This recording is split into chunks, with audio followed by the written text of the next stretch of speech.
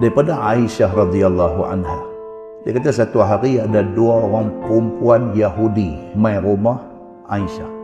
Nabi tak ada rumah, perempuan Yahudi tua dua orang mai rumah dia.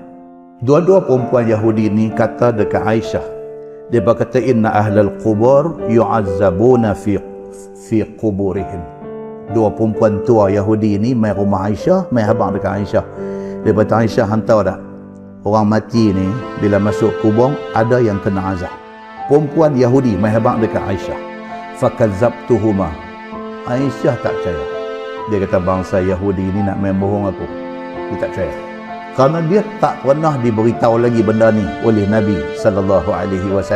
Maka dia tak percaya apa yang perempuan Yahudi ni mai habaq. Dia tak percaya. Habis tu macam mana perempuan Yahudi ni boleh mai cerita? Sebab dalam kitab Taurat sudah ada cerita. Kitab Taurat dah ada cerita. Mereka Yahudi, mereka belajar kitab Taurat. Dalam Taurat sudah cerita orang mati masuk kubur, dalam kubur ada azab kubur.